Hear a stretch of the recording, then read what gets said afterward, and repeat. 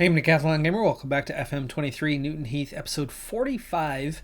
We're into the later part of December now. We've had 3 matches in the month. We had a little bit of a break where the Papa John's Trophy had its first kind of elimination round, and enough of the teams were involved that it was just a blank calendar week, and we didn't qualify thanks to losing in penalties to Wrexham and then losing 1-0 to Wolves and otherwise winning our other game. But with that little break, we had a chance for guys to get healthy, for their match loads to fall off and start fresh. But to open the month, we had 2 road games out of 3, and all 3 matches were against teams in the top 10. 6 points, less than ideal, but certainly not bad under the circumstances. Wrexham, we beat 4-1, which is good because that was, the very team that knocked us out, essentially, of the Papa John's Trophy, right? It wasn't Wolves. Wolves were the favorite. I think they claimed 7 points from 9. Wrexham beat us by a single point, and that point they got by winning that penalty shootout after we went 0-0. So getting some revenge on Wrexham was nice. We win 4-1. Aboa with a hat trick, and Collier getting on board as well. And in that one, I played Shackford underneath, and Shackford was really good in that role that Tanner has been holding down for the last few years. But then disappointing because we went on the road and lost to Southend, where XG-wise, it was at about 0.8 versus 0.9. We out-XG'd them, we outshot them, we out-possessed them. XG-wise, we were a 10th better, but they got 3 goals and we got nothing. So their finishing was clinical. Ours was leaving something to be desired, and we came out with a rare league loss, and kind of a bad, bad loss at that. AFC Wimbledon, 2-1. This one was actually a closer game than the Southend one, but we came out as winners. They got a penalty right before halftime, which was an answer back to the 2 goals that we had scored just before that, with Tanner back inside after 2 matches with Ford playing in that role. Amiobi also getting on the scoreboard. We have had some guys either ill or injured through recent stretches. Redden just picked up an injury in this one. Aboa only had a 6.2. Let's have a little chat interaction and discipline player for poor performance and see if we can't get that work rate to jump up. But overall, 6 points from 9 is certainly not a bad thing, even if I would have preferred to have at least 7 points out of that. But in terms of the league, hey, we're still in good shape. In fact, we are in the exact same position we were in, with a 11-point advantage over Cheltenham, as they did the same thing. They got 6 from 9 over that stretch. Forest Green might have closed that gap a little bit. I think they might have had about 7 points over the stretch, but they are 13 back. Bromley, Chesterfield, AFC Wimbledon, and Colchester in the promotion playoff positions. And still a very, very tight contest between, I'd say about Bromley down to like Eastleigh. Only 6 points separating them. Drop off at the bottom of the league, though. Obviously, we are well clear of that, and it's finally time to admit, at the exact halfway point of the season, that we are in the hunt for not only automatic promotion, but potentially the league title, and especially with the other competitions done out, and we are both first and second, Aboa and Ford, for the Golden Boot. For average rating, Ford and Aboa both right there in the top 3. For assists, Amiobi already has 9. Player of the matches, our 2 forwards rotating and with 5 apiece. We've been quite dominant so far this season. Really, the biggest thing that has hurt us at times have been either a couple injuries we've had, but that's typical, and we now have the squad depth to overcome that, but more so the discipline. We are still, and somebody suggested a while back, and I think there might be something to this, we have a low reputation. I think that might impact the referees, because we saw in the early seasons our discipline record was atrocious. You look to the stats, and they didn't suggest anything along the lines of the type of punishment we were receiving. We weren't bad tackling. In fact, we were better than average. So how is it that we were constantly getting carded and receiving discipline when others weren't? And the suggestion that maybe reputation had something to do with it could be a thing, because we are still seeing it this season as well. As dominant as we are, as well as we are playing, we are receiving high rates of yellow and red cards this season. And with just 2 matches remaining for the month, we'll go ahead and get Shrewsbury and Leyton Orient out of the way. But first, we have added a player to the squad who is not eligible to play until the first. So we've got a couple more games he'll have to sit out. And I believe I had already pointed this guy out to you, but he has in fact signed with us. Ndweni. Ndweni is on a 100K salary. That's annual. And he's actually coming in and doing well. He's only 23 and he is developing in training. He's got a 16 off the ball, 15 pace and acceleration, 15 flair. This is a very creative winger at a level we have not seen before. His passing is only a 5 though, so that is kind of his one area, but crossing's there, so he can definitely provide crosses. And right now we are working on training him up to move into channels and kind of make those runs between the defenders. And he already has run with ball down right, likes to try to beat offside trap, and he's going to come in adding another great attacking player, leaving somebody like Ola pretty much out of the match squad, which he's out injured anyway for a few more weeks. But this, I think, also starts to change what happens when it comes to Tanner, because as a shadow striker, he becomes a quite effective player under there. We're going to give him a chance and see how he does. I think he is probably better as a winger based on the pace and off-ball movement that he has and crossing that he has. That's probably a greater strength, but we'll see what he can do as a shadow striker. Just see how that fits into the squad. I don't think that's the ideal position for him, but he could make us that much more dangerous in the attack, as that is our weakest spot of the attacking four. Next day in training, Daniel Pike has had a heavy fall and is in bad shape. Hip injury, one that will see him out. We're going to take the specialist for 3 to 4 months. And the next day, Karel Redden has suffered a twisted ankle, twisting sharply during a training session, and he is going to be out for 4 to 5 weeks. Are you kidding me? Lapalabai, Ola, Pike, and Redden all out. 3 of those attacking players now, and we have that squad depth just thinned out quite a bit, especially on top. As the next 2 matches were against bottom end teams, I expected to really quickly bypass and just show you that we had 6 points from those, but then we had all these injuries mounting, and here's how things are looking as we enter our Boxing Day match against 22nd place Shrewsbury. I'm actually a little bit nervous. I mean, for one thing, our bench, okay, fine. We managed to fill our bench. We have 7 guys there, and out of the entire rest of the senior squad, Whitehall is the only one who didn't make today's bench that was eligible. Everybody else is either unregistered because they're on loan, they're not in yet, or they are out injured. And so then you're looking at match load getting back up towards the heavy end. Wilson and Powell sitting because of the heavy match load, not able to sit a few other guys on heavy match load because I need to keep a competitive side. So Donasian, okay, well, he's in, but Doy in for Wilson.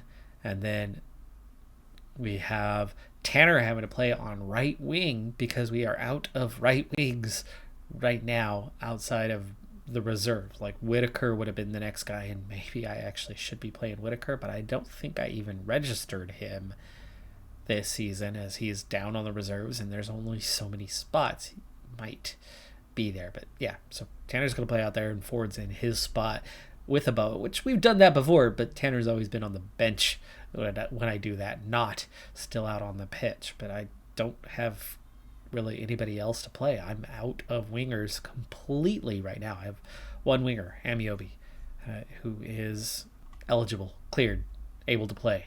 So I'm supposed to go attacking for the game. I'm going to go back to positive, our normal positive, and hope that still works out for us. At home, bottom table, okay, fine. We got the result. Aboa with 2 goals, 16-5 on the shots, 67% possession. It was relatively comfortable, but it wasn't like 4-0 kind of comfortable. It was, we had a couple goals. And the rumor mill starts up again as our chairperson looking to step aside. So once again, Jim Ratcliffe comes in, gives the team a stadium, and maybe he wants to go buy Manchester United. And maybe he doesn't, as he apparently never did put in a bid. I'll tell you what, when it comes to this Qatari bid, it's mixed feelings for me, because the individual, which, sorry, I can't name them off the top of my head, the individual who has brought forth the bid themselves are saying the right thing. They are making themselves sound authentic as a fan who is there for the club. They are trying to distance themselves as not being government-led, not being oil money, it's a banker, blah, blah, blah, say the right things, check off those boxes that make us sound not like the Man City owners or really the Newcastle owners, though they are at least appearing to play by the rules. I am nervous that this is another individual who's not going to play by the rules. Or will they? For now, I just have more questions. I have answers that I'm seeking to really make a determination. I am nervous by that bid, being somebody who's going to take the... As much as the Glazers have been less than perfect, as much as some people complain that they don't dump money into the club, they've dumped a ton of money into the club. Now, they have not renovated Old Trafford, and that is a huge mistake on their part. But they have turned Manchester United into the most recognizable name in the sport worldwide. How is that a terrible thing? I mean, I get that they have their flaws. I get that the whole leveraging the club to purchase them and then continually taking money out and running it as a business.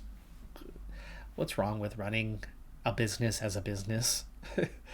You could be a successful business owner and a fan of what you do. Now, they're not fans. They run it straight up as a business. So there's a disconnect, okay? Like, some of the grounds for the hate towards the Glazers is well positioned and well deserved. Some of it is just flat out stupid. Let's be real here. The Glazers have continually pumped money into Manchester United. They have purchased players at a rate unlike anything in their history. Now, it's not their fault that Sir Alex Ferguson retired, the greatest manager the sport has ever seen. And in his stead, the guys who initially came up until really this year with Erik ten Hag have been subpar. Poor management of the players, of the club, but also higher up.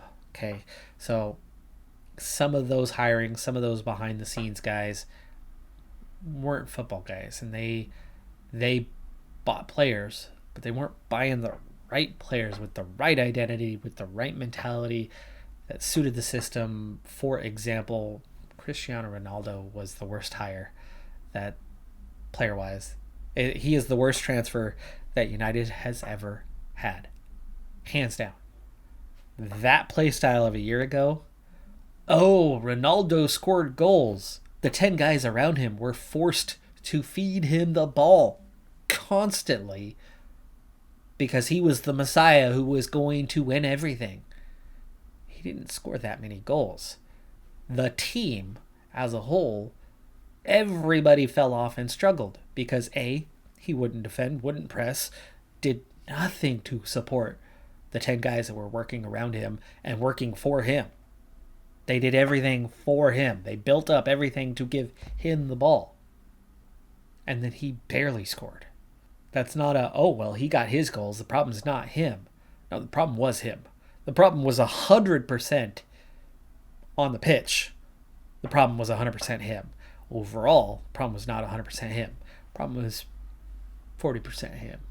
The problem was 40% Ole not being a manager who he was in over his head. Did not have the tactical know-how to shape the side, to have them come out playing. And you can really see that now with Ten Hag as manager, how much the same players, for the most part, how much better they are. How much better Fred is. How much better Dalot is. As bad as Dalot's still been at times this season. But how much better De Gea is. Like, same players. Rashford, right back to world class. Right tactical setup. Are performing at a much higher standard. It was not every single player at Manchester United suddenly was bad. I mean, even Fernandes looked bad. It was their insistence to just feed the ball to Ronaldo and rely on individual brilliance to grab goals here and there, and then not defend with any proper structure whatsoever. But again, that's the on the field problem, and that's Ole Gunnar Solskjaer. As great as he is, as much as he is an icon of Manchester United, he was not a very good manager. He came in at the right time and reshaped the mentality and got them going in the right direction again after a terrible manager. But retaining him was not the right choice. But anyway. And then, of course, the other 20% is the structure. The training facilities not being upgraded. The youth facilities not being upgraded. The stadium not being upgraded. The guys in management positions that are not football or soccer guys. Poor decision making. Signings like Ronaldo that didn't fit. Matic. Oh my goodness. I know some people really like Matic, but Matic was speed ratings like a 2 or a 3. Absurdly slow. Wouldn't press the ball. At times would just disappear. He wouldn't mark his guys. He wouldn't press. His ball recovery was terrible. He did one thing and one thing only. As a beanpole, he was good on clearing corner kicks. But that's all he did. That's all he did. And as much grief as people gave Fellaini did that at both ends of the pitch and so much more, and still was not good enough. I like Fellaini. He is underrated. I'm not saying he's upper end, but I'm saying he's better than he was given credit for. I'm saying he's more average than he was recognized as. And at Everton he was a decent player in the right system. Without as much pressure, he did better. And a Manchester United and a Chelsea and a Man City, yeah, I can see how he struggled. But he wasn't as bad as people would lead on. It's a combination of factors, not just Ronaldo. And I know Ronaldo has fans. Oh my goodness, does he have loud vocal trolls that support him. And maybe you're one. And maybe I just lost a subscriber. I'm sorry. I digress. Never mind. He's the greatest player of all time. Actually, damn near is. Just not now. Not the last few years. But phenomenal player before that. But he's from a different era, playing in the wrong era now. The game has changed. The game has evolved. The days of a striker who can just go score goals for fun and not have to play defense are over. The days of a center back stopping strikers like that and not having to worry about anything else are over. The days of a goalkeeper booting the ball up the field and doing nothing else are over. 11 players all have to play offense and defense now. You have to be on both ends of the pitch. You have to do it all. Even a goalkeeper. Even a center back. Even a striker. And not just 4 players that go 2 ways and maybe a couple fullbacks. And maybe a occasional winger who contributes. Nah. They all have to do it. At the end of all that, I had forgotten completely what it was I was even talking about in the first place, going, wow, how did I get there? And then I remembered Jim Ratcliffe looking to step aside as chairperson. And of course, we picked Ratcliffe to be the benefactor who set up Newton Heath, and then went back and realized, oh, right, the Qatari bid, Ratcliffe didn't bid. Right. I brought it back full circle. See how I did that? I brought it back. He's looking to step aside yet again. And the media has done me dirty. It's been 4 days since the closure of the bid, and all they talked about was the Qatari bid. All they talked about. I come to find out that Ratcliffe did put a bid in. It had no mention for 4 days. Well, for me, I would prefer the Ratcliffe bid because of the questions that are unanswered, because of the human rights issues in Qatar, and I don't know where that money came from. And I do not want to see United become another rich oil club. I'd have a hard time following them after that. I would be really, really torn. And I think ultimately I would be looking another direction, because everything I hate and despise is what Manchester City, what Chelsea are, what Newcastle looks like it could become, what PSG are, what Barcelona is, how those clubs are run is what I despise about football. And United's reputation, United's history is sometimes, okay, fine, they get them young, right? You buy Rooney, you buy Ronaldo when they're young and then develop them. But United's identity is your Marcus Rashfords, your David Beckhams, your in-house youth academy developed players, your class of 92. That is Manchester United. Okay, fine. They're not all brought in that way. Some of them come in as purchases. Some of them come in as records at the time. They weren't all developed in-house. But the majority of those squads were developed internally. Manchester City, in contrast, Phil Foden is the only player to come out of their academy. The only one. In 12 years, 11 years, one player has made it out of their youth academy. I wouldn't be able to stand it if United became one of those. And I would very much not be a United fan after that. Plenty of you are not United fans yourself. You're following the series to follow the series. But as Newton Heath is obviously tied to United, I had to bring that up. But let's move on. Not as dominant, and we needed a penalty to help us out along the way, but Sarcevic converts and Tanner seals the deal in the final minutes. Close game. Only 9 attempts, 5 on goal, 71% of possession though. So as much as Leyton Orient, got their 2 shots on target in the game, it was very much us in control, just not dominating.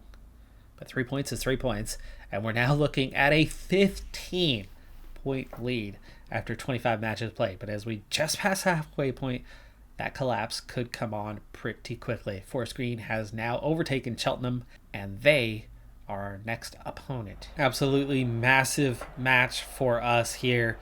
Top 2 clash between us and Forest Green. Now, here's the thing. There's still almost half a season to go. We just started the second half of the season. But a loss for us, win for them. Suddenly the gap cuts to 12. Just like that. That easy. 12's still a big gap. It's not a big deal. Doesn't hurt. But if we draw, we hold them at 15. We win, we push them to 18. And that's a big difference, 12 and 18. You open up a pretty healthy gap. Now, of course, they are level on points with whoever that was that's been in second place all this time.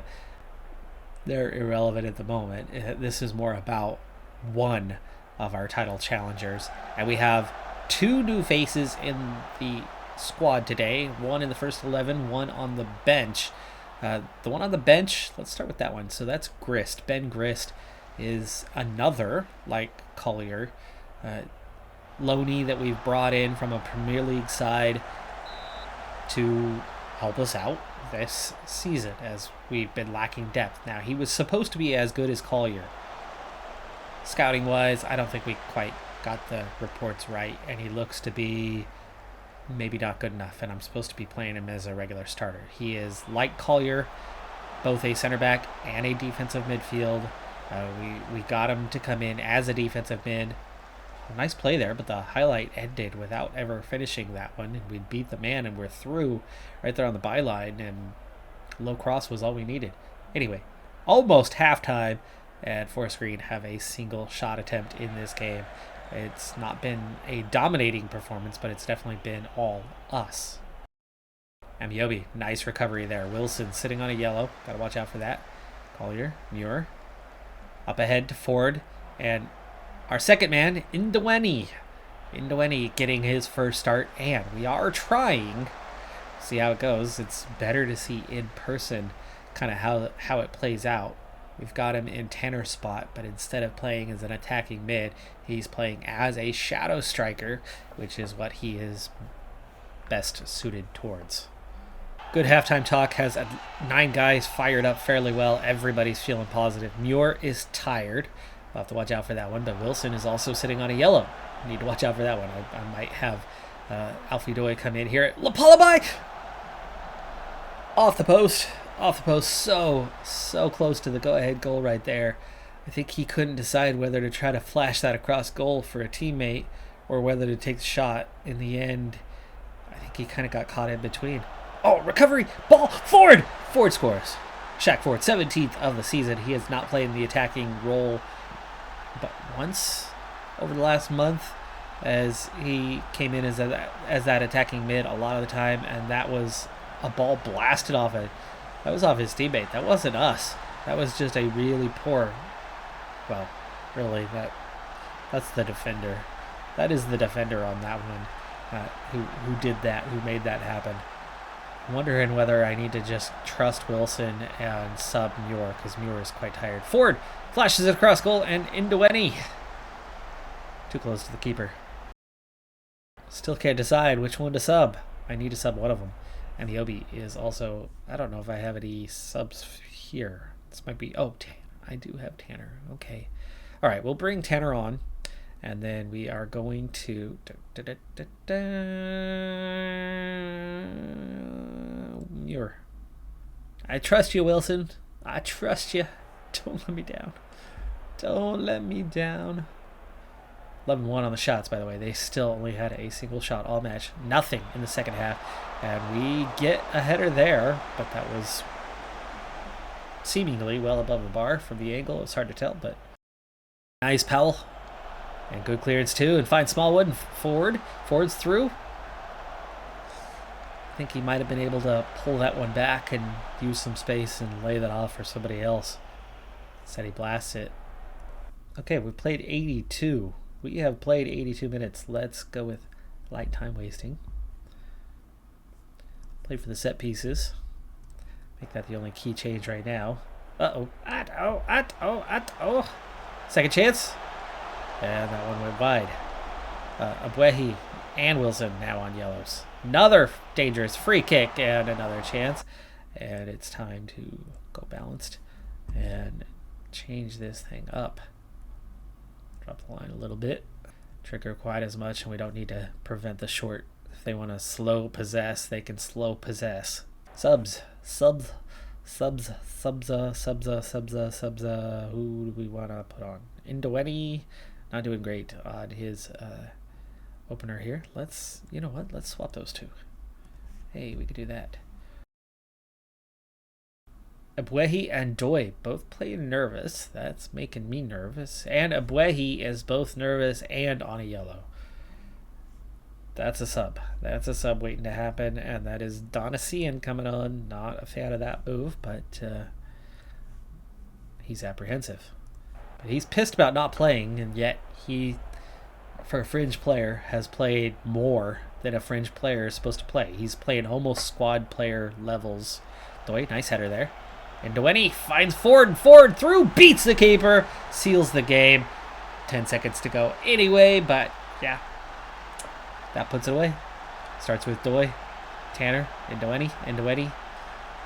Inside anyway, helping out, but he looks quite capable. That'll help his rating too. That's going to boost his rating with that assist. Yeah, now a 7.3.